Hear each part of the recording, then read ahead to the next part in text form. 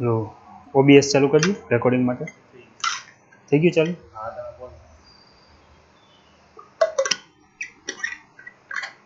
Hello, good morning. આપણે અત્યારે છે ફર્સ્ટ ટાઈમ આપણે અત્યારે છે આ વખતે ફર્સ્ટ ટાઈમ હજી ઓનલાઈન લેક્ચર આપણે અત્યારે લઈ રહ્યા છીએ.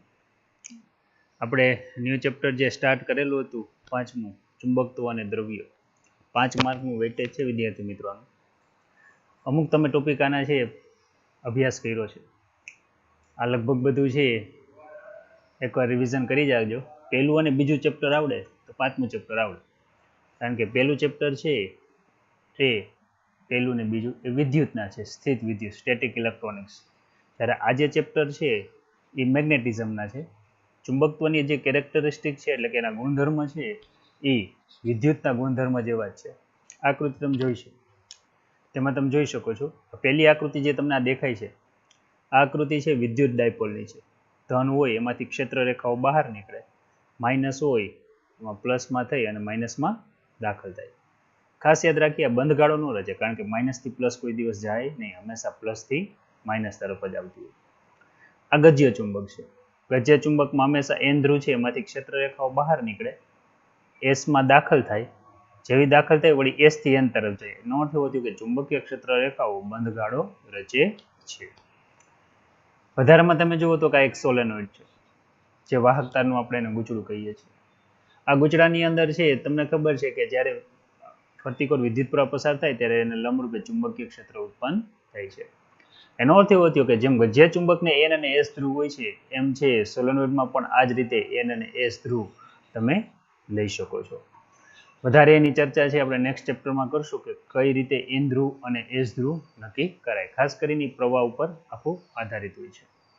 ત્યારબાદ છે તમને આની કેરેક્ટરિસ્ટિક ભણાવેલી હતી, જુદા જુદા તમને આના સૂત્ર કરાવેલા છે. ખાસ તમારે છે એક કમ્પેરિઝન, ગઈકાલનું જ્યારે તમે છે ઓનલાઈન વિડીયો જોયો હશે ત્યારે વિદ્યુત અને ચુંબક બંને વચ્ચેની જ્યારે આપણે જો કમ્પેર કરીએ, બરાબર, બંને વચ્ચે છે સામ્યતા શું છે, સમાનપણું શું છે. આપણે આવતકાળનું સૂત્ર છે T બરાબર 2π√I/mb. અહીંયા I છે એની મોમેન્ટ ઓફ ઇનર્શિયા છે, જેને આપણે કહીએ છીએ જડત્વની ચાક માત્રા. T as a time period છે, એટલે કે આવર્તકાળ છે. M as a magnetic dipole moment છે, and B is the magnetic field, એટલે ચુંબકીય ક્ષેત્ર છે. હવે ત્યાર પછી છે આ બધા સૂત્ર તમને કરાવી દીધા છે.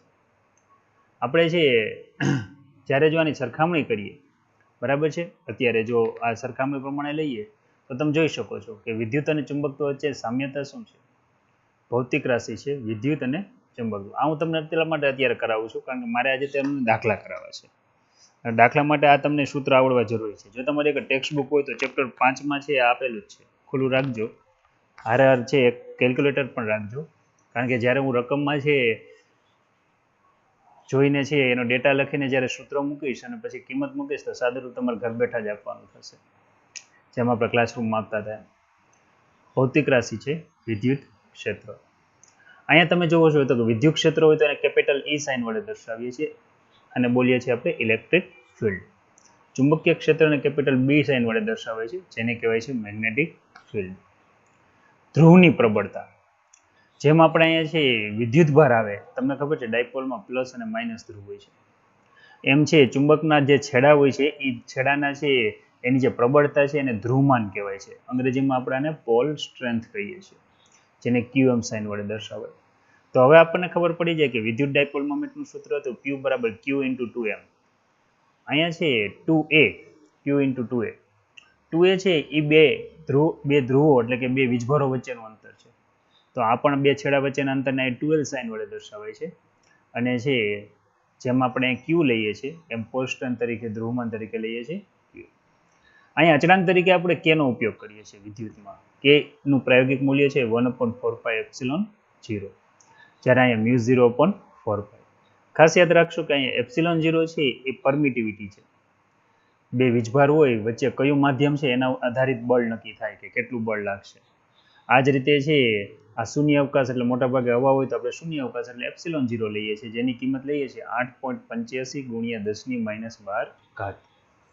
તો અહીંયા અચળાંક તરીકે μ0 પણ 4 લેવામાં આવે છે. જ્યારે મેગ્નેટ આવે ને ત્યારે μ0 આવે. μ0 ને કહેવાય છે પરમિએબિલિટી.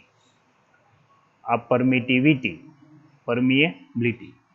જેમ કે તમે ચુંબકના બે ધ્રુવો રાખો, વચ્ચે હવાનું માધ્યમ હોય ત્યારે બળ વધુ લાગે. વચ્ચે જો કોઈ છે પ્લાસ્ટિક, લાકડું કે અવાહક માધ્યમ મૂકી દો, બરાબર, પછી તમને ખબર છે બળ પહેલા કરતાં કેવું થઈ જશે? ઓછું. તો એનો અર્થ એવો થયો વચ્ચેનું જે માધ્યમ છે એના આધારિત બળ નક્કી થાય છે. એટલે અહીંયા અચળાંક તરીકે μ0 પણ 4 લેવામાં આવે છે. μ0 ની કિંમત જો આપણે લેશું તો 4 × 10⁻⁷ સમથિંગ થશે. થિયરીમાં તમને સમજાયું છે. ડાયપોલની લંબાઈ છે. આપણને ખબર છે આપણે જ્યારે વિદ્યુત ડાયપોલ લઈએ ત્યારે પ્લસ અને માઇનસ વીજભાર વચ્ચેનું અંતર 2a લઈએ. એમાં એ 2a ની જગ્યાએ 2l લઈએ છીએ. ખાસ યાદ રાખો 2a કે 2l બંનેનો એકમ મીટર છે. ડાયપોલની દિશા આપણને ખબર છે માઇનસથી ધન તરફની હોય છે, ઋણ વીજભારથી ધન વીજભાર તરફની હોય છે. જ્યારે આમાં હંમેશા યાદ રાખવાનું એસ થી એન તરફ હોય છે. એસ એટલે સાઉથ દક્ષિણ, એન એટલે ઉત્તર ધ્રુવ. બરાબર, આ રીતે નક્કી થતું હોય છે. ખાસ તો આ બંને વચ્ચેના જે છે એ ઇક્વેશન અગત્યના છે. બરાબર છે. આ જો આપણે આની વચ્ચેના ઇક્વેશનની વાત કરીએ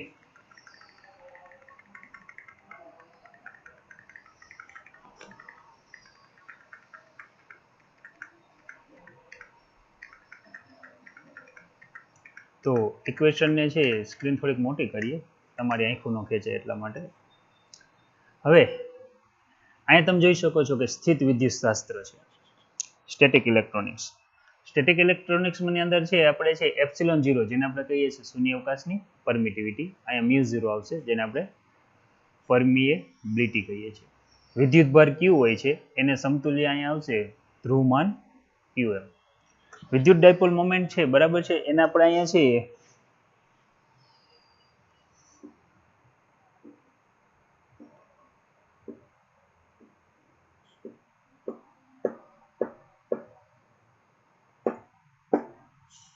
જેમ કે અહીંયા છે આપણે ડાયપોલ લઈએ છીએ તો પ્લસ Q વીજભાર હોય છે, માઇનસ Q વીજભાર હોય છે. એ જ રીતે અહીંયા છે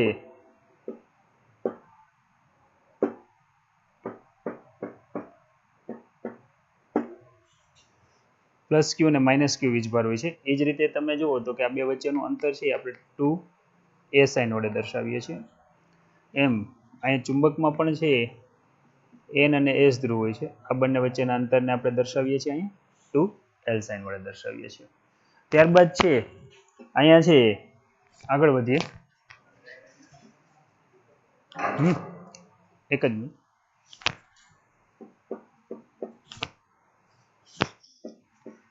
કલર કેમ સિલેક્ટ નથી આવ્યો? હવે જેમ વિદ્યુત ડાયપોલ મોમેન્ટમાં P બરાબર 2a × Q આવશે અને મેગ્નેટિક ડાયપોલ મોમેન્ટમાં આવશે M બરાબર 2l × Qm. આ સૂત્ર યાદ રાખજો, અત્યારે આનો ઉપયોગ થશે. બે વીજભાર વચ્ચે લાગતું બળ આપણને ખબર છે કે કોઈ એક વીજભાર અહીંયા છે આપણે Q1 લઈએ છીએ, એનાથી r જેટલા અંતરે કોઈ બીજો વીજભાર Q2 લઈએ છીએ. તો લાગતું બળ છે એ વીજભારના ગુણાકારના સમપ્રમાણમાં, અંતરના વર્ગના વ્યસ્ત પ્રમાણમાં. k ની કિંમત લઈએ છીએ 1/4πε0. તો અહીંયા પણ એવું જ છે. અહીંયા બે ધ્રુવો છે ચુંબકનું. આ એકનું ધ્રુવમાન Qm1 છે, બીજાનું ધ્રુવમાન Qm2 છે. બંને વચ્ચેનું અંતર r લઈએ તો આનું છે બળનું સૂત્ર થશે, જો બે સરખા જ છે, વીજભારના ગુણાકારના સમપ્રમાણમાં, તો અહીંયા આવશે ધ્રુવમાનના ગુણાકારના સમપ્રમાણમાં. અંતરના વર્ગના વ્યસ્ત પ્રમાણમાં, તો આવશે અંતરના વર્ગના વ્યસ્ત પ્રમાણમાં. અચળાંક તરીકે k લેવામાં આવે છે. અહીંયા આવશે μ0.45. ડાયપોલની અક્ષ પર વિદ્યુત ક્ષેત્ર. છોકરા, આ સૂત્ર તમને યાદ જ હોય, પહેલા ચેપ્ટરની અંદર આપણે ભણાવ્યું છે કે આ કોઈ એક વિદ્યુત ડાયપોલ છે. અહીંથી આપણે તમને ખબર હોય તો આ વિષુવવૃત્ત રેખા લીધી હતી, જેને આપણે વાય રેખા કંઈક નામ આપ્યું હતું અને મેં ઝેડ આપ્યું હતું. અહીંયા કોઈ એક બિંદુ લીધું હતું. આ જે બિંદુ છે એ ઝેડ જેટલા અંતરે આપણે કોઈ એક બિંદુ લીધું હતું, કે આર જેટલા અંતરે ઝેડ જેટલું. આ પ્લસ વીજભાર છે, અહીંયા છે માઇનસ છે. પ્લસ અને માઇનસના કારણે ઝેડ પાસે ઉત્પન્ન થતું છે વિદ્યુત ક્ષેત્ર ડાયપોલના કારણે તે જ અક્ષ ઉપર. આપણને ખબર છે આપણે સૂત્ર એવું લખ્યું હતું, તમને કદાચ યાદ હશે જ. અહીં લખું છું 2kp/r3. અહીં અંતર z હોય તો z3 લખાય, r હોય તો r3 લખાય.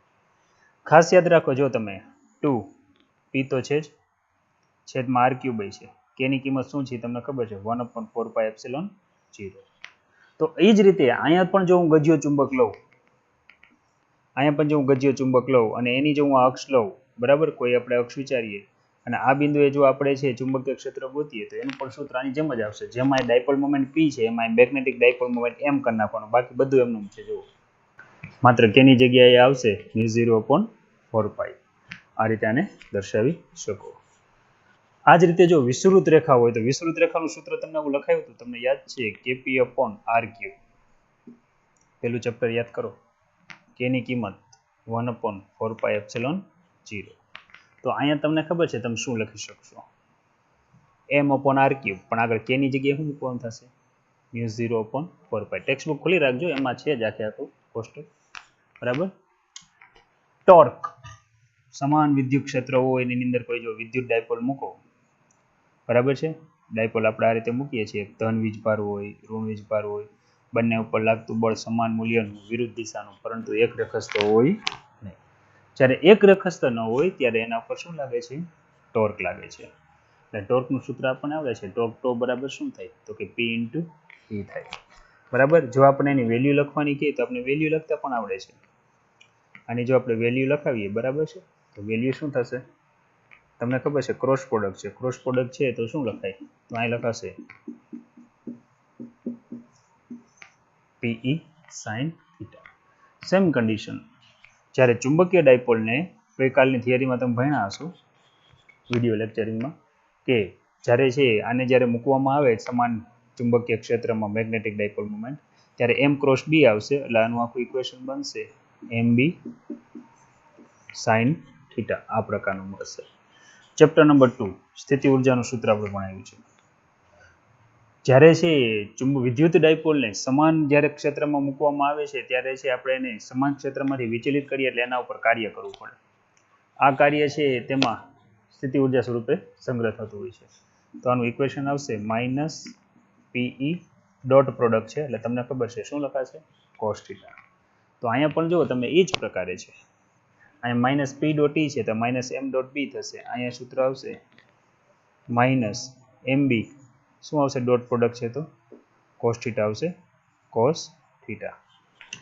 તમને ખબર છે કે જ્યારે ડાયપોલને છે દાખલા તરીકે શરૂઆતમાં છે 0 ખૂણે હોય, ત્યાંથી તમે એને 60ના ખૂણે લઈ જાઓ છો, એનો અર્થ એવો થયો θ1 થી θ2 સુધી લઈ જવા માટે તમારે કાર્ય કરવું પડે, તેનું વર્ક કરવું પડે. આ પણ છે આપણે સમજાવેલું છે વર્ક કેટલું થશે, તો વર્ક અહીંયા સ્મોલ E નથી, કેપિટલ E છે, ખાસ યાદ રાખજો. આ ભાગ છે ને કેપિટલ E છે, એટલે આખું ઇક્વેશન એવું બનશે PE cos θ1 - cos θ2. બરાબર. આના આજે આપણે દાખલા ગણશું. તો આ જ રીતે જ્યારે છે આવા સમાન ચુંબકીય ક્ષેત્રમાં જ્યારે છે ચુંબકીય ડાયપોલ હોય એને જ્યારે θ1 થી θ2 સુધી લઈ જાઓ ત્યારનું સૂત્ર આવશે MB cos θ1 - cos θ2. તો વિદ્યાર્થી મિત્રો, તમે છે આ બરાબર છે સૂત્ર જો નજર ફેરવી લ્યો તો આજે એના ઉપરથી જે દાખલા છે એ કરી દઈએ.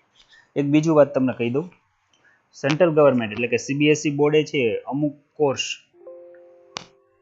કોર્સ છે એ ઘટાડ્યો છે, અંદાજિત 30% જેવો કોર્સ, પણ ગુજરાત ગવર્મેન્ટે છે હજી એની જાહેરાત કરી નથી. અત્યારે આપણે જે રનિંગ ચેપ્ટર ભણીએ છીએ આ ચેપ્ટરની અંદર ઘણા એવા ટોપિક છે કે જે છે એ લગભગ નીકળી શકે એમ છે. કયા કયા છે ટોપિક એની આપણે છે અત્યારે ચર્ચા નથી કરવી, કારણ કે ગુજરાત ગવર્મેન્ટે હજી આ છે કંઈ જાહેર કર્યું નથી. એટલા માટે અત્યારે આપણે શરૂઆત કરીએ ઉદાહરણથી. જે મેં તમને હમણાં સૂત્ર કરાવ્યા એ સૂત્ર બરાબર તમે સામે રાખજો, એટલે તમને છે લગભગ એનો જ ઉપયોગ આવતો હોય એવા જ અત્યારે તમને દાખલા કરાવું છું, ત્યારબાદ આપણે આગળ વધશું. બરાબર છે, અને જે આપણે થિયરીમાં સાબિત કર્યા છે એવા. તો વિદ્યાર્થી મિત્રો, અત્યારે આપણે સ્ટાર્ટ કરવા જઈ રહ્યા છીએ ઉદાહરણ નંબર 5.1. બરાબર છે.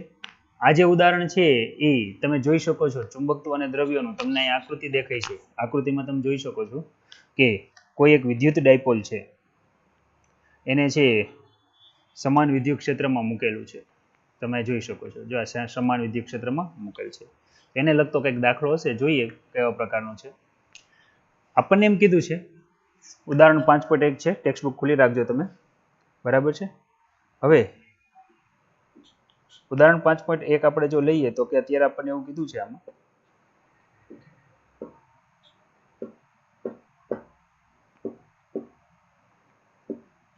હવે આની અંદર આપણને કીધું છે કે આકૃતિમાં ચુંબકીય સોયની ચાક માત્ર આપેલી છે. અહીં તમે જોઈ શકો છો, અહીં આપણને જે આપેલું છે એ છે ચાક માત્રા. હવે જે આપણને ચાક માત્રા આપેલી છે, બરાબર છે, એ ચાક માત્રાને તમને ખબર છે આપણે અહીંયા એમ્પિયર ઇન્ટુ મીટર સ્ક્વેર, એટલે કે એ છે ચુંબકીય ચાક માત્રા, જેને કહેવાય મેગ્નેટિક ડાયપોલ મોમેન્ટ, જેને આપણે એમ સાઇન વડે દર્શાવીએ, જેની કિંમત છે 6.7 ઇન્ટુ 10⁻². એવું હોય તો તમે છે સાથમાં રફ કામ વારવાર કરી શકો છો આમાં, કારણ કે કેલ્ક્યુલેટરની બાજુમાં રાખજો, એમ્પિયર ઇન્ટુ મીટર સ્ક્વેર. જડત્વની ચાક માત્રા, જેને આપણે કહીએ છીએ મોમેન્ટ ઓફ ઇનર્શિયા, જેને કેપિટલ આઈ સાઇન વડે દર્શાવાય. કે કેપિટલ આઈ આપણને આપેલ છે અહીંયા 7.5 ઇન્ટુ 10⁻⁶. એકમ છે આપણે જ્યારે ચાક ગતિ ભણ્યા હતા 11મા ધોરણની અંદર, ત્યારે આનો ઉપયોગ કરેલો છે કિલોગ્રામ ઇન્ટુ મીટર સ્ક્વેર. હવે અહીંયા આપણને એવું કીધું છે કે આ રીતે છે 6.70 સેકન્ડમાં 10 દોલન પૂર્ણ કરે છે, તો ચુંબકીય ક્ષેત્રનું મૂલ્ય કેટલું હોય? એનો અર્થ એવો થયો, તમને ઓલરેડી ફાઇન્ડ શું કરવાનું કીધું છે? Magnetic field. પણ તમે જોઈ શકો છો, તમને જે દોલનો આપ્યા છે કઈ રીતે આપ્યા છે, કે 10 દોલન કરવા માટે 10 જે આપણે દોલન કરીએ છીએ, આમાં જે 10 દોલન માટેનો સમય આપેલો છે, આ જો હું સમય લઉં, બરાબર, તો મને અહીંયા આપેલું છે 6.70 સેકન્ડ, કંઈક આવું આપેલું છે. તો આપણે તો પહેલા એક દોલન માટેનો સમય ગણાય, કારણ કે આવર્તકાળની વ્યાખ્યા એ છે કે એક દોલન પૂર્ણ કરવા માટે લાગતા સમયગાળાને તેનું કહેવાય છે આવર્તકાળ. તો એક દોલન પૂર્ણ કરવા માટે લાગતો સમય કેટલો? આને આપણે ક્વેશ્ચન માર્ક કહીએ, જેને આપણે કેપિટલ ટી સાઇન વડે દર્શાવીએ. જો હું ટીને સૂત્રનો કરતા બનાવું તો અહીંયા શું આવશે એ તમને ખબર છે. અહીંયા છે, જો ટીને આપણે સૂત્રનો કરતા બનાવીએ તો 6.70 અને છેદમાં શું આવશે 10, આવું કંઈક લખાશે, બરાબર. આ ખાસ યાદ રાખજો, એક દોલન પૂર્ણ કરવા માટે લાગતો આપણને શું મળે છે? સમય મળે છે. તમને એમ થાય કે સાહેબ આને આપણે રાઉન્ડ ઓફ ન કરી શકીએ, તો હા પોઈન્ટ કાપી નાખો. પોઈન્ટ કાપશો તો તમને ખબર છે 0.67 સેકન્ડ, આ રીતે તમે લખી શકો. હવે આપણે આવર્તકાળનું સૂત્ર તમે થિયરીમાં ભણ્યા હશો, કેપિટલ ટી વાળું, જે તમને ઓલરેડી કરાવેલું છે. એટલે આપણે અહીંયા શું કરવું પડશે કે ચુંબકીય ક્ષેત્રમાં દોલન કરવા માટે છે ચુંબકનો જે આવર્તકાળ છે, આવર્તકાળનું સૂત્ર લખવું પડશે. આવર્તકાળ. હવે આવર્તકાળનું સૂત્ર આપણે છે કેપિટલ ટી બરાબર છે, તમને ખબર છે શું આવશે? 2π √ I, એટલે જડત્વની ચાક માત્રા, m × b. તમને ખબર છે કે તમારે શું ગોતવું છે? કેપિટલ બી ગોતવું છે. તમારે આગળ I, m અને છે ટી, આ ત્રણેય વસ્તુ છે. તો હવે કામ તમારું છે. તો કે છે કેપિટલ ટી, બરાબર, હું બંને બાજુ વર્ગ લઈ લઉં, તો અહીંયા મારે લખવું પડે ટી સ્ક્વેર. 2π વર્ગ લઉં તો અહીંયા આવશે 4π સ્ક્વેર આવશે. વર્ગ લેશું એટલે વર્ગમૂળ નીકળી જશે, તો અહીંયા શું આવશે? m × b આવશે. મારે બી ગોતવું છે, બીને હું સૂત્રનો કરતા બનાવું, તો તમને ખબર છે અહીંયા શું આવે? તો કે 4π સ્ક્વેર આવશે, ઇન્ટુ શું આવશે? I, છેદમાં m તો છે. હવે બીને હું સામે લઈ ગયો તો ટી સ્ક્વેર ક્યાં આવી જશે? તો કે છેદમાં આવી જશે. ચાલો, કેલ્સી તમારા હાથમાં જ છે, ગણતરી કરો. અહીંયા આવશે 4, પાઈની કિંમત આપણે મૂકશું 3.14, એનો સ્ક્વેર મૂકશું, ગુણ્યા I એટલે છે આપણને ખબર છે મોમેન્ટ ઓફ ઇનર્શિયા, જે આપણને આપેલું છે 7.5 ઇન્ટુ 10⁻⁶, આટલું કંઈક આપેલું છે. આપણે લઈએ છેદમાં, બરાબર છે. છેદમાં જો આગળ વધીએ તો m એટલે આપણને ખબર છે ચુંબકીય ડાયપોલ મોમેન્ટ આપેલી છે 6.7 ઇન્ટુ 10⁻² આપેલ છે. અને આવર્તકાળ પણ આપણને ખબર છે 0.67 કંઈક આટલું આપેલું છે. આપો સાદુરૂપ. ચાલો, તમને ખબર છે આનું સાદુરૂપ આપવા માટે છે આપણે છે કેલ્ક્યુલેટરનો ઉપયોગ કરવો પડશે. જો તમે છે કેલ્ક્યુલેટરનો ઉપયોગ કરશો, બરાબર છે, તો લગભગ આનું સાદુરૂપ તમને કંઈક આવું મળશે કે અહીંયા છે ચુંબકીય ક્ષેત્ર બી બરાબર છે 98.27 ઇન્ટુ 10⁻⁴ સમથિંગ મળશે. યાદ રાખો, ચુંબકીય ક્ષેત્રનું એકમ શું છે? તો કે ટેસ્લા છે. તો આ રીતે લખી શકો તમે. તમને એમ થાય કે સાહેબ અહીંયા 4 પોઈન્ટ આપેલા છે, જો આને આપણે રાઉન્ડ ઓફ કરવા હોય તો કરી શકો, આ જવાબ ફાઇનલ જ છે. અથવામાં તમે આ જવાબ પણ લખી શકો. 10⁻⁴ એટલે મારે હજી 98 આગળ 2 જીરા મૂકવા પડશે, એટલે 009827 આવું હું લખી શકું. હજી જો મને એમ થાય કે મારે આને છે 4 આંકડે રાઉન્ડ ઓફ કરવા છે તો તમે જોઈ શકો છો 4 આંકડે એટલે છેલ્લો આંકડો આવે છે જુઓ તમે તો 0.009 સમથિંગ થાય બરાબર છે. આવો જવાબ છે તમે છે લઈ શકો છો. અને અહીંયા છે એકમ તો દરેક વખતે શું આવશે ટેસ્લા. પણ આપણી ટેવ મુજબ છે આપણે આ જવાબ રાખજો એટલે આપણો દાખલો ખોટો પડે નહીં. તો વિદ્યાર્થી મિત્રો અત્યારે છે ટી બરાબર 2 π√i/mb આ ખાસ અગત્યનું છે. જો આ જ દાખલો ગુજકેટમાં પૂછાય તો 1 માર્કમાં, થિયરીમાં પૂછાય તો 2 અથવા 3 માર્કમાં પૂછાઈ શકે. હવે તમારી આગળ છે ચોપડી ખુલ્લી છે અત્યારે. હું તમને એક છે હોમવર્કમાં એક આમાંથી ખાલી ડેટા ચેન્જ કરીને આપું છું, ઘરે પ્રેક્ટિસ કરજો. ડેટા ચેન્જ કંઈક તમને આ રીતે કરીને આપું છું. જ્યાં 6.7 છે ને ત્યાં હું તમને કિંમત આપું છું 3.14 ગુણ્યા 10⁻². લખતા જાજો. આઈ કે જેને આપણે જડત્વની ચાક માત્રા કહીએ છીએ ત્યાં આવશે 2 × 10⁻6 બરાબર આવું કંઈક છે. વિદ્યાર્થી મિત્રો અહીંયા 6.70 સેકન્ડ છે એની જગ્યાએ આપણે છે સમયગાળો લઈ લઈએ 100 સેકન્ડ લઈ લઈએ છીએ બરાબર છે. અને દોલનની સંખ્યા છે અહીંયા 10 આપેલી છે ત્યાં હું તમને દોલનની સંખ્યા કંઈક આટલી આપી દઉં છું. ચાલો 314. હવે તમારે ગોતવાનું શું છે તો કે કેપિટલ બી જ છે. યાદ રાખો મેં માત્ર ડેટા ચેન્જ કર્યો છે, તમે જોઈ શકો છો ક્યાં ક્યાં ચેન્જ છે આ લખતા જાજો કારણ કે હું તમને હોમવર્કમાં આપવાનો છું આ બરાબર છે. ઓલરેડી આપી જ દીધું છે, રકમય તમને આપીશું હોમવર્કમાં પીડીએફ સ્વરૂપે. તો કઈ રીતે મળે એ તમને આઈડિયા આવી ગયો. એક બીજું હું તમને કહી દઉં, તમને ખ્યાલ જ છે કે અહીંયા ટી બરાબર 2 π બરાબર i/mb તમને મેગ્નેટિક ફિલ્ડ શોધવાનું કીધું હતું. તમને ખબર છે અહીંયા કેટલી ભૌતિક રાશિનો ઉપયોગ થયો છે? 1 2 3 અને 4. તો પરીક્ષામાં ઘણી વખત છે આમાં ફેરફાર થાય છે. ખાસ યાદ રાખીએ IMB માં ફેરફાર નહીં થાય પણ તમને એ ખબર છે કે આવર્તકાળ કેપિટલ T બરાબર 1/f એટલે આવૃત્તિ થાય. તો આ જ દાખલાની અંદર તમારે જીનિટ માટે યાદ રાખવાનું છે. તમને જો આવૃત્તિ પૂછે f તો આ જ સૂત્ર આખે આખું ઉલટાઈ જશે એટલે કેવું આવશે 1/છેદમાં શું આવી જશે 2 π. આ મેં તમને થિયરીમાં કરાવ્યું છે, ખાસ જોજો તમે થિયરી બરાબર. તો અહીંયા શું આવે mb/i આવું કંઈક આવી જશે. હજી તમને એક ટ્વિસ્ટ આપું છું, આ ખાસ યાદ રાખજો. આપણું શું છે એ તમને ખબર છે? બોલી જાઓ મનમાં બરાબર. હજી જો હું તમને એમ કહું કે હજી તમને આની અંદર કોણીય આવૃત્તિ પૂછવાનું કીધું છે. કોણીય આવૃત્તિ એટલે શું થાય? ઓમેગા. તો ઇક્વેશન શું થાય? 2 πf. હવે હું f ની કિંમત મૂકીશ તો 2 π તો કેન્સલ થઈ જશે તો ખાલી શું વધશે? mb/i. તો ખ્યાલ આવી ગયો. આ બધું છે જીનિટ માટે ખાસ યાદ રાખજો. આ રીતે છે ફેરવીને પૂછી શકે. ત્યાર પછી આગળ વધીએ. તો વિદ્યાર્થી મિત્રો હવે આપણે છે ઉદાહરણ નંબર ત્યાર પછી આગળનું ગણીએ જે છે ઉદાહરણ નંબર 5.2. ચેપ્ટર આપણું છે 5 જ છે, ચુંબકત્વ અને દ્રવ્યો. એકદમ સહેલું ચેપ્ટર છે. જોઈએ ઉદાહરણની અંદર આપણે રકમ કેવી આપેલી છે એની આપણે ચર્ચા કરીએ. હવે ઉદાહરણ 5.2 માં એવું કીધું છે કે એક નાના ગજ્યા ચુંબકને તેની અક્ષ કેટલું આપેલું છે? 800 ગોસ. ચેપ્ટર 4 ની અંદર તમને સમજાવેલું છે કે 1 Gauss is equal to 10⁻⁴ tesla. એટલે હું અહીં પહેલા લખી લઉં કે બાહ્ય ચુંબકીય ક્ષેત્ર જે આપણને બી આપેલું છે એ છે 800 ગોસ કેપિટલ G. એટલે કે અહીંયા મારે લખાય 800 ગુણ્યા 10⁻⁴ ટેસ્લા. આવી રીતે કંઈક લખાય. ચુંબકીય ક્ષેત્ર સાથે ખૂણો બનાવે છે થીટા. કેટલાનો ખૂણો બનાવે છે? તો કે 30 એંગલ 30 નો ખૂણો બનાવે છે બરાબર છે. હવે આપણને એમ કીધું છે મુકતા તે 0.016 ન્યૂટન ઇન્ટુ મીટરનું ટોર્ક અનુભવે છે. નાવ આપણને ટોર્ક આપેલું છે કે જે છે 0.016 ન્યૂટન ઇન્ટુ મીટર. ટોર્ક એટલે થાય બળ ગુણ્યા સ્થાનાંતર, ન્યૂટન ઇન્ટુ મીટર.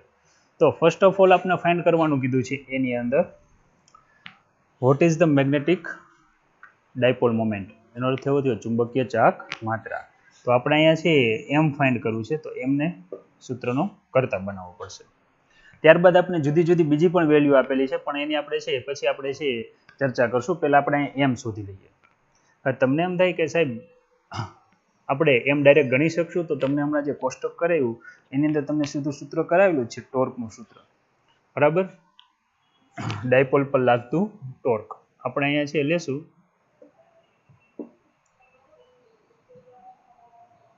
ચુંબકીય ડાયપોલ પર લાગતું ટોર્ક. આ ચુંબકીય ડાયપોલ પર લાગતું ટોર્કનું સૂત્ર આપણને આવડે છે, ટોર્ક ટો. થોડુંક સાદુરૂપ લઉં છું એટલે તમને યાદ આવે. શું આવશે? એમ ક્રોસ બી. પણ આપણે તો સીધી વેલ્યુ લેવાની છે, તો અહીંયા મૂકવું પડશે એમ બી સાઇન થીટા. હવે તમારે ગોતવાનું શું છે એ પહેલાં તમે નક્કી કરો. તો કે એમ ગોતવાનું કીધું છે આપણને. ચાલો હું એમને ટાર્ગેટ કરું છું. એમને ટાર્ગેટ કરો તો અહીંયા છે ટોર્કના છેદમાં શું આવશે? બી સાઇન થીટા. હવે ટોર્ક કે જેની ઓલરેડી વેલ્યુ આપણને આપેલી છે, ટોર્કની વેલ્યુ આપણને આપેલી છે 0.016. યાદ રાખજો. તો અહીંયા મારે મૂકવું પડે 0.016 મૂકવું પડશે. છેદમાં બી. બી એટલે મેગ્નેટિક ફિલ્ડ કે જેને આપણે આપેલું છે 800 ગોસ. એટલે આપણે અહીંયા છે ગોસને ટેસ્લામાં કન્વર્ટ કરીએ એટલે -4 ઇન્ટુ સાઇન શું આવશે? ખૂણો કેટલાનો આપ્યો છે? 30. સાઇન 30 એ વેલ્યુ તો હવે તમને આવડે જ છે. કિંમત મૂકો તો અહીંયા આવશે 0.016 આવશે. કેલ્સી હાથમાં રાખવાનું જ છે. બરાબર છે. અહીંયા 10⁻⁴ છે અને ઇન્ટુ સાઇન 30 એટલે શું થાય? 1/2. તમને ખબર છે જો તમારે છે અહીંયા 800/2 કરો તો 400 લઈ શકો, અથવા તો તમને એમ થાય કે સાહેબ મારે છેદનો છેદ અંશમાં લઈ જવો છે, તો એના માટે તમે ફ્રી છો. બરાબર, કે 0.016 ગુણ્યા શું આવે? તો કે 2 આવશે. છેદમાં શું આવે? 800 ગુણ્યા 10⁻⁴. વિદ્યાર્થી મિત્રો, બહુ લકી છો કે તમે અત્યારે છે ઓનલાઈન ભણો છો. વિચારો આ જ દાખલો ક્લાસમાં હોત તો શું થાત? આઈડિયા આવી ગયો? તો તમે જ મને કહેત કે સાહેબ હવે આ રહેવા દો, આ દાખલા અમે જાતે હોમવર્કમાં ગણીને આવશું. બરાબર, આવું તમે મને કહેત. વિદ્યાર્થી મિત્રો, 3 માર્કના દાખલામાંથી એક દાખલો કમ્પ્લીટ થઈ ગયો છે. Clear idea? બરાબર છે. રકમ અધૂરી છે. હાલો આગળ વાંચીએ. જો કાર્યનું સૂત્ર આવ્યું, તેને મહત્તમ સ્થાયી સ્થિતિમાં, યાદ રાખો મહત્તમ સ્થાયી સ્થિતિ એટલે છે ખૂણો કેટલાનો બને? 0. જ્યારે ડાયપોલ છે ને ક્ષેત્રને હાવ સમાંતર હોય. જો આ રીતે આપણે ડાયપોલ લઈએ છીએ, આ ડાયપોલ એ ક્ષેત્રને સમાંતર હોય. આ રીતે આમ સમાંતર હોય એટલે એનો અર્થ એવો થયો એંગલ કેટલાનો બને છે? 0 નો. સ્થાયી સ્થિતિમાંથી અસ્થાયી સ્થિતિમાં, અસ્થાયી એટલે એને ઘુમેડવાનું છે. આ એન ધ્રુવ આ બાજુ હોય, એસ આ બાજુ, ને નાક ઉલટાવી નાખવાનું છે. ઉલટાવીને આ બાજુ એનને અહીંયા લઈ આવવાનો, એસને આ બાજુ લઈ જવાનો. એનો અર્થ એવો થયો મહત્તમ અસ્થાયી સ્થિતિ એટલે કેટલાનો એંગલ આવે? 180. તો મારે કાર્ય ક્યાંથી ક્યાં સુધી કરવાનું છે? θ1 0 થી લઈને θ2 180 સુધી કાર્ય કરવાનું છે. બરાબર, તો આ ઇક્વેશન 1. હવે છે આપણે અહીંયા લઈએ, આપણે વર્ક ફાઇન્ડ કરવાનું છે. બરાબર, તો હું અહીં લખું θ1 બરાબર કેટલા એંગલ લખશું? 0 એંગલ. અને θ2 બરાબર કેટલું લખવું પડશે? 180 અંશ. વિદ્યાર્થી મિત્રો, તમે જે કોષ્ટક જોયું હતું એ કોષ્ટકની અંદર છે તમને ખબર છે કે આપણે છેલ્લે કાર્યનું સૂત્ર લીધું છે. બરાબર, એના ઉપર કાર્ય કરવું પડે, વર્ક. અને આપણે છે થિયરીમાં ગઈકાલે જે તમે થિયરી ભણ્યા છો એમાં કાર્યનું સૂત્ર સાબિતી પણ આપી છે. એનું સૂત્ર આપણને ખબર છે MB અહીંયા લખવાનું થશે cos θ1 માઇનસ શું આવશે? cos θ2. આ રીતે લખવાનું થશે. હવે આપણી આગળ m અને b બંનેની કિંમત છે. આપણી આગળ છે m ની કિંમત છે જે ઓલરેડી આપણને અહીં મળ્યું છે 0.4 મળેલું છે. જો તમે સમીકરણ 1, તો અહીંયા મારે શું મૂકવાનું રહ્યું? 0.4. b એટલે તો 800 ગોસ આપેલું જ છે. બરાબર છે, એટલે અહીંયા આવશે 800 ગુણ્યા 10⁻⁻ કેટલી ઘાત લખું? 4. બીજા કૌંસમાં શું લખું? θ1 શું લીધું છે તમે રકમમાં જોઈ જ શકો છો, 0 અંશ. માઇનસ અહીંયા શું આવશે? 180 અંશ. બરાબર, જો સાદુરૂપ આપીએ, બરાબર છે, તો કે અહીંયા છે 0.4 છે અને 8 4 32 કરી નાખું સીધા. બરાબર, તો અહીંયા છે આ બેનું સાદુરૂપ લ્યો ને જો હજી 0.4 છે એટલે હું અહીંયા પોઈન્ટ મારે મૂકવો પડશે. તો 3.2 અને 800 ના 2 મીંડા હું અહીં ઉડાડી દઉં 10⁻⁴ માં તો -2 આવે. બરાબર છે. તો બીજું અહીંયા cos 0 એટલે તમને ખબર છે 1 છે, માઇનસ ના માઇનસ. cos 180 એટલે -1 થાય, માઇનસ માઇનસ થઈ જશે અહીંયા પ્લસ. તો અહીંયા આવશે 3.2 ગુણ્યા 10⁻² અહીંયા આવશે 1, અહીંયા આવશે +1. 1 + 1 કેટલા થાય? તો કે 2 થાય, બરાબર ને? તો અહીંયા આવશે 10⁻², અને ઇન્ટુ શું આવશે? 2. હવે 3.2 × 2 કરો એટલે તમને ખબર છે કેટલા આવે. કેટલા આવે? આ જગ્યા આપણે એટલા માટે જ રાખી હતી, તમને યાદ છે જ કે અહીંયા વર્ગ બરાબર છે આવશે 3.2, એટલે કેટલા લખશો? 6.4 ઇન્ટુ કેટલા આવે? તો કે 10⁻². હવે તમને ખબર છે આનો એકમ શું થાય? કાર્યનો એકમ થાય જૂલ. આ થયું આપણા માટે ઇક્વેશન નંબર 2. આટલું લખો એટલે પાછો 1 માર્ક આપણા ખાતામાં ઉમેરાય, એટલે ટોટલ 2 માર્ક અહીંયા પૂર્ણ જાહેર કરીએ છીએ. ત્યારબાદ આગળ વધીએ તો કે છેલ્લે કંઈક જો આટીઘૂટી આપી છે, પણ મૂંઝાવણ નથી, કારણ કે આપણને સૂત્ર આવડે જ છે કે આ ગજિયા ચુંબકની જગ્યાએ તેટલી જ ચુંબકીય ચાક માત્રા ધરાવતો સોલેનોઇડ હોય. હવે સોલેનોઇડ હોય એટલે તમારે ચેપ્ટર 4 માં જવું પડે. તેના આડછેદનું ક્ષેત્રફળ એટલે એરિયા આપેલો છે 2 × 10⁻⁴. આટાની સંખ્યા આપેલી છે કેપિટલ N 100. તો સોલેનોઇડમાંથી પસાર થતો વિદ્યુત પ્રવાહ કેપિટલ I ફાઇન્ડ કરવાનો છે. ચાલો લઈએ, બરાબર છે? તો કે છે સીની અંદર છે આજે સોલેનોઇડની વાત કરેલી છે. આની અંદર છે આ રીતે વાઇન્ડિંગ કરેલું છે. અહીંથી પ્રવાહ દાખલ થાય છે, અહીંયા બહાર નીકળે છે. પ્રવાહ I જેટલો છે, આડછેદનું ક્ષેત્રફળ A જેટલું છે, અને આટાની સંખ્યા N જેટલી છે. આવી કંઈક વાત છે, બરાબર? તો આપણને I ફાઇન્ડ કરવાનું કીધું છે. તો પહેલા આપણને જે ટાર્ગેટ આપ્યો છે, જે આપેલું છે કિંમત, હું લખી નાખું. તો અહીં કેપિટલ A મને આપેલું છે, એ 2 × 10⁻⁴ મીટર સ્ક્વેર. ત્યારબાદ આપણને એવું કીધું છે કે આટાની સંખ્યા આપેલી છે કેપિટલ N, બરાબર? નંબર ઓફ ટર્ન્સ આપેલું છે આટાની સંખ્યા, કે જે છે 1000 છે, એટલે કે 1000 લઈએ છીએ, અથવા તો તમને ખબર છે 10⁻³ આ રીતે પણ લખી શકો છો. શોધવાનું શું કીધું છે? વિદ્યુત પ્રવાહ I. હવે વિદ્યાર્થી મિત્રો, આપણને છે સોલેનોઇડની ચુંબકીય ડાયપોલ મોમેન્ટનું સૂત્ર આવડે છે. સોલેનોઇડની ચુંબકીય ડાયપોલ મોમેન્ટ, ટૂંકમાં વાંચી જાજો. આને આપણે શું વાંચીએ? ચુંબકીય ડાયપોલ મોમેન્ટ. એ ફૂલ ફોર્મ છે, શોર્ટ ફોર્મ મનમાં વાંચવાનું છે, ફરજિયાત છે, વાંચજો બધાય, બરાબર? તો એ સૂત્ર શું છે? M બરાબર છે, જો એક આટો હોય તો સીધું આપણે લખીએ છીએ I × A, પરંતુ N જેટલા આટા હોય તો આગળ શું લખવું પડશે? NIA. હવે તમારું કામ છે શું છે? તો કે તમારે શું ગોતવું છે? I ને સૂત્રનો કરતા બનાવવું છે, કારણ કે I is a electric current not a moment of inertia. ખાસ યાદ રાખવું, બરાબર? તો શું આવે? તો કે અહીંયા આવશે M છેદમાં શું આવે? N × A.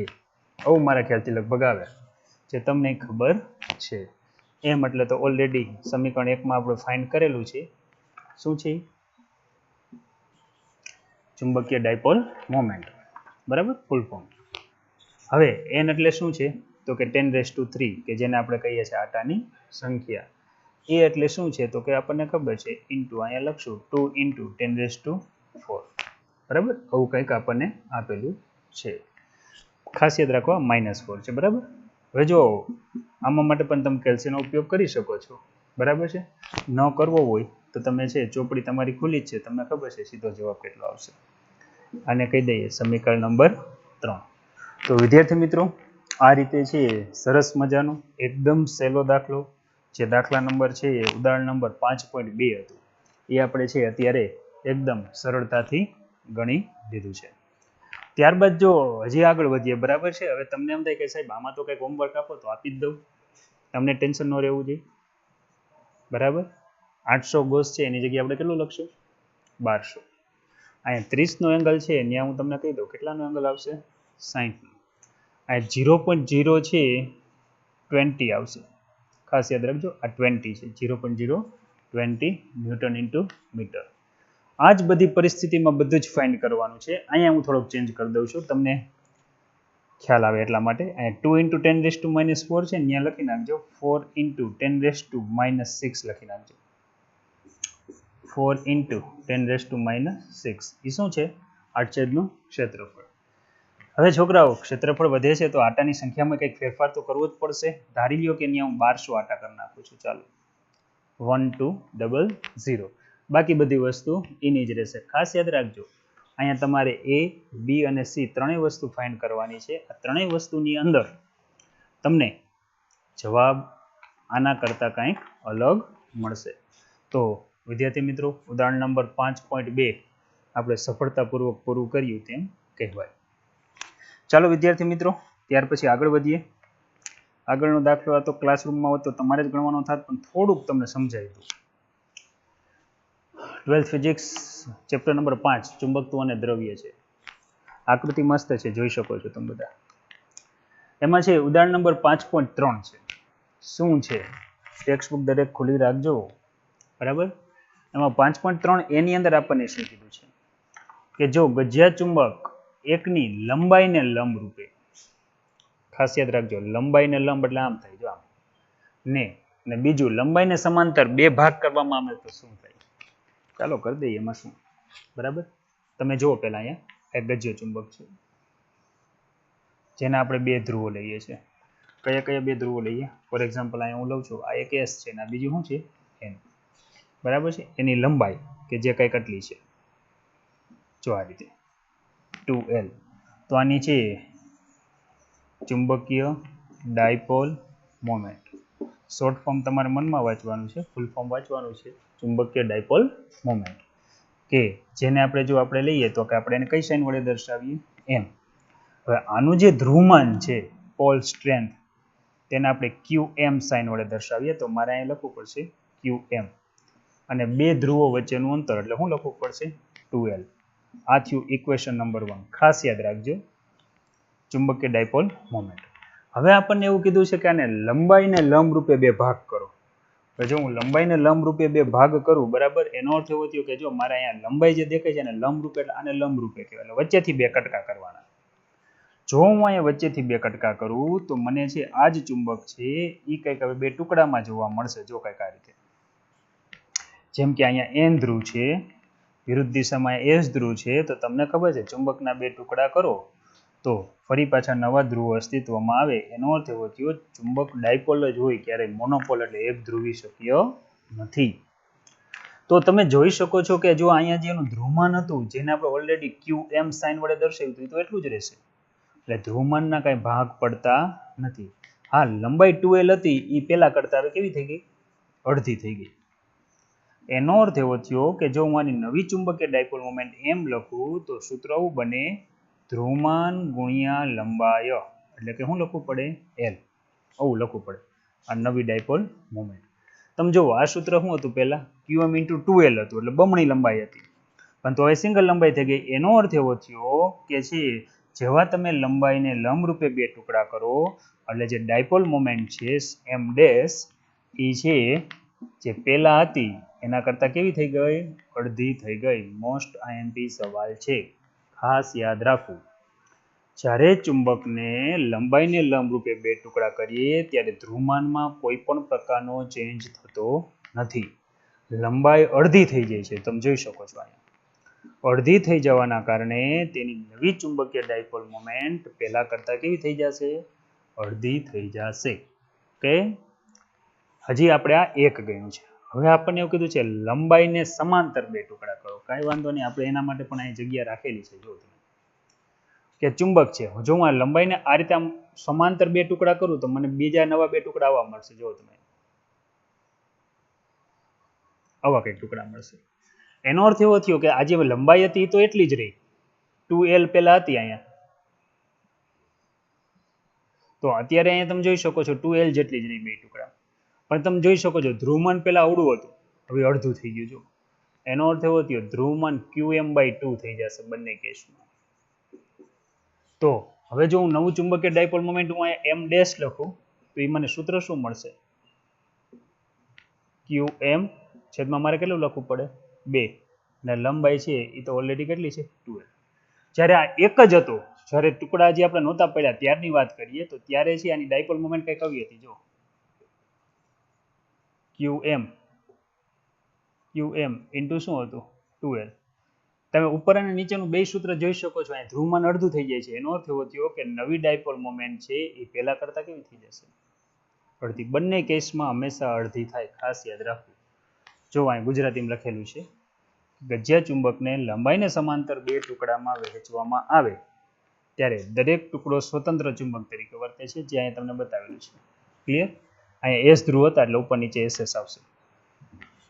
પરંતુ દરેક ટુકડાની ડાયપોલ મોમેન્ટ પહેલા કરતા કેવી થઈ જશે?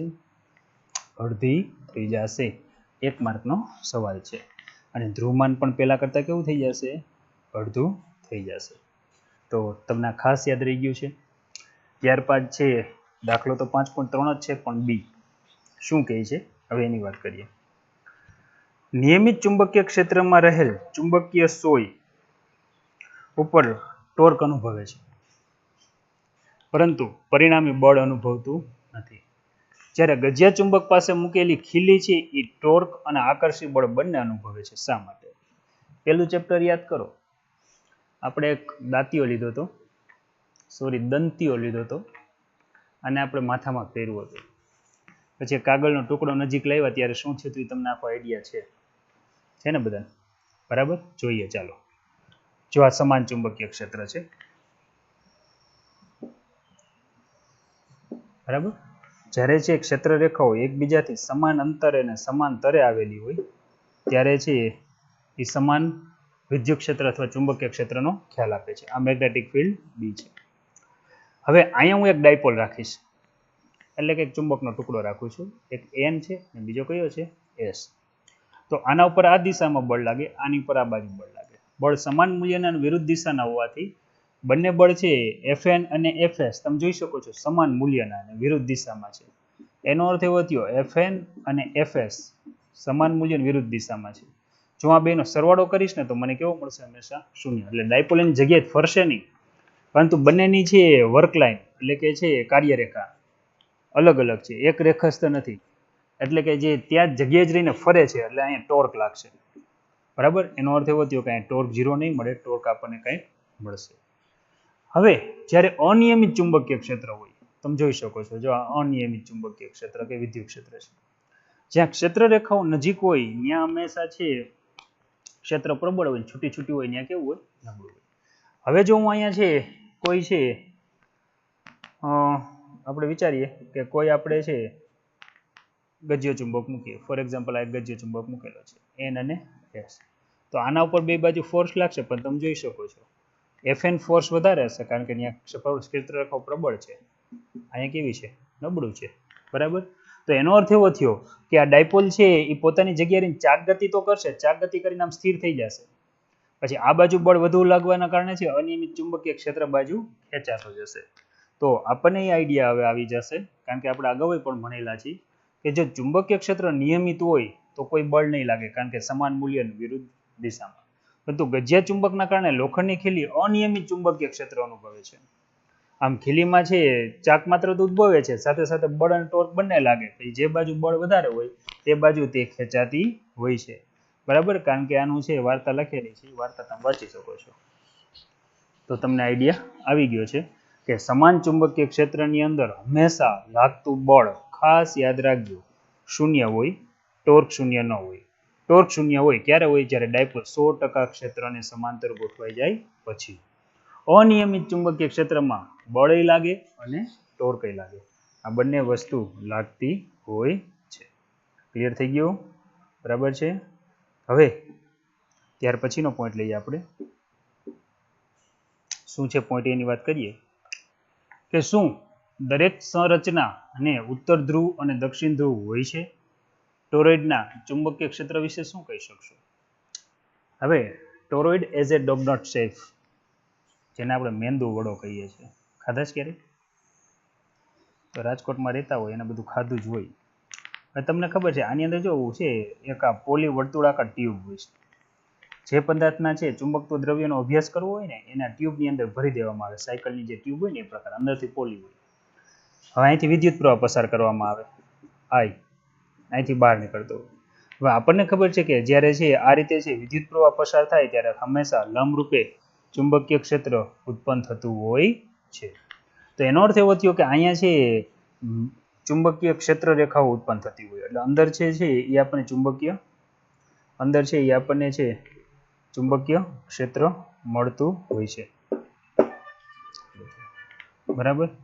એટલે અહીંથી જે ક્ષેત્રરેખા ઉત્પન્ન થશે બરાબર એ કંઈક આ રીતે વર્તુળાકાર હશે. વિદ્યાર્થી મિત્રો ખાસ યાદ રાખજો, આ કેસની અંદર આપણે છે ઉત્તર ધ્રુવ દક્ષિણ ધ્રુવ નક્કી નહીં કરી શકીએ. જો મારી પાસે ડાયપોલ હોત ને એન અને એસ તો હું નક્કી કરી શકું, પરંતુ આ જ રીતે જો લાંબો તાર હોય અને આપણને ખબર છે તારના કારણે પણ છે આર જેટલા અંતરે અહીં ચુંબકીય ક્ષેત્ર ઉત્પન્ન થાય. આમાં આપણે એ નક્કી કરી શકીએ ચુંબકીય ક્ષેત્ર અંદરની દિશા કે બહારની દિશા, પરંતુ આમાં જે ધ્રુવો નક્કી કરવાની વાત છે બે છેડાની એ આમાં ટોરોઇડ કે લાંબા તારની અંદર એ શક્ય છે નહીં. એટલે આમાં એવું પૂછ્યું છે શું આ શક્ય છે તો શું કહી દેવાનું ના, કારણ કે દરેક સંરચનામાં ઉત્તર દક્ષિણ ધ્રુવ હોવા જરૂરી નથી. બાકી તો ગુજરાતીમાં લખેલું જ છે, વાંચે જ જાઓ. બરાબર છે, આ કિસ્સામાં છે હશે નહીં. બરાબર, છેલ્લું લઈ લઈએ. બરાબર છે, છેલ્લો પોઈન્ટ શું છે એની ચર્ચા કરી લઈએ. ડી છે.